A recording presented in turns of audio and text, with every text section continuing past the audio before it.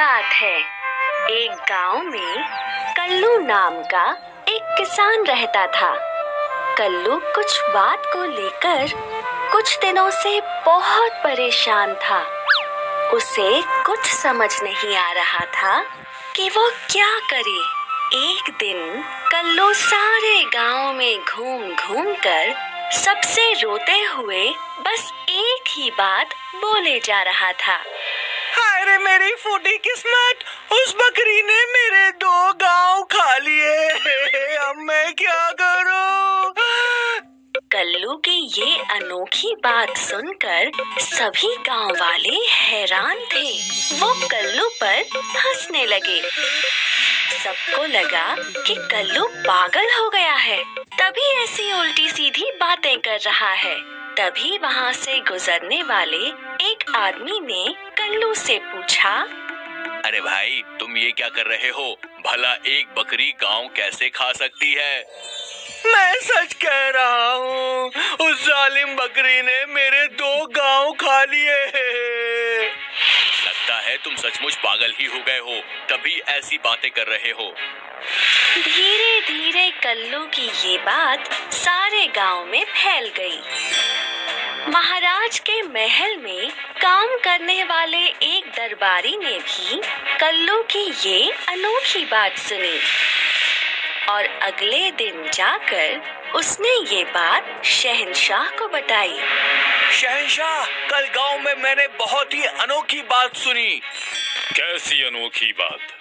शहंशाह, पास के एक गांव में खबर फैली है कि एक बकरी ने किसान के 2 गांव खा लिए। ये क्या कह रहे हो? भला ऐसा कैसे हो सकता है? तभी दूसरा दरबारी खड़ा होकर कहता है, जी महाराज, मैंने भी ये खबर सुनी है कि एक किसान की बकरी ने 2 गांव खा लिए। ये सुनकर महाराज बहुत हैरान हुए और बोले, तो ठीक है, कल उस आदमी को हमारे सामने पेश किया जाए जिसकी बकरी ने 2 गांव खा लिए हैं। जैसी आपकी आज्ञा महाराज। अगले दिन दरबारियों ने उस आदमी को सभा में बुलाया। शहंशाह सलामत रहे। शहंशाह कल्लू को देखते ही थोड़ा सोच में पड़ गए और बोले, हमने तुम्हें पहले भी कहीं देखा है, पर कहाँ हमें याद नहीं आ रहा। महाराज, कुछ दिन पहले आप दौरे पर मेरे गांव आए थे, तब। कुछ दिन पहले जब महाराज एक गांव के दौरे पर गए थे तो रास्ते में महाराज को बहुत प्यास लगी। वो एक गन्ने के खेत में गए और उन्होंने कल्लू से कहा, हम बहुत प्यासे हैं, क्या तुम हमें गन्ने का रस पिला सकते हो? जी हुजूर, आप बैठिए, मैं अभी गन्ने का रस लेकर आया। शहंशाह के लिए गन्ने का रस लेकर आया। महाराज, गन्ने का मीठा रस पीकर आप बहुत खुश हुए। अरे वाह, एक गन्ने का इतना सारा रस, ये कैसे? हुजूर, ये सब तो इंसान की नीयत पर है। अगर इंसान की नीयत अच्छी है तो एक गन्ने से भी बहुत सारा रस निकल जाता है। भला इंसान की नीयत का इससे क्या लेना? हुजूर, इंसान के अच्छे और बुरे नीयत के अनुसार ही उसे फल मिलता है। अभी तुम इस खेत का कितना लगान भरते हो? 2 मोहरे हुजूर। इतना बड़ा गन्नों का खेत और लगान मात्र 2 मोहर। मुझे इसका लगान बढ़ा देना चाहिए। ठीक है, क्या तुम हमें 1 गिलास और गन्ने का रस पिला सकते हो? जी हुजूर, मैं अभी लाया। अब की बार कल्लू ने कई सारे गन्ने तोड़े, लेकिन उन गन्नों को मिलाकर भी ग्लास रस से पूरा नहीं भरा। ये देख महाराज हैरान रह गए और बोले, अरे ये क्या, इस बार तो ग्लास आधा खाली है। मैंने तो पहले ही कहा था हुजूर कि ये सब तो हमारे बादशाह की नीयत पर है।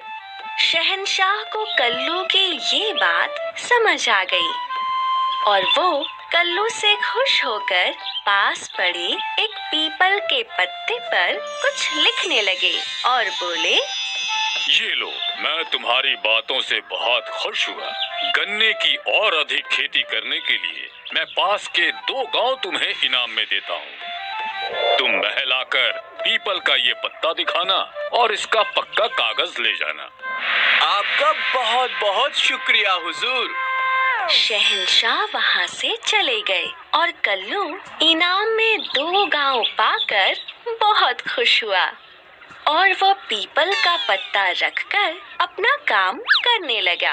तभी वहाँ एक बकरी आई और बकरी बाकी पत्तों के साथ वो पीपल का पत्ता भी खा गई। ये देख कल्लू दुखी हो गया और रोने लगा।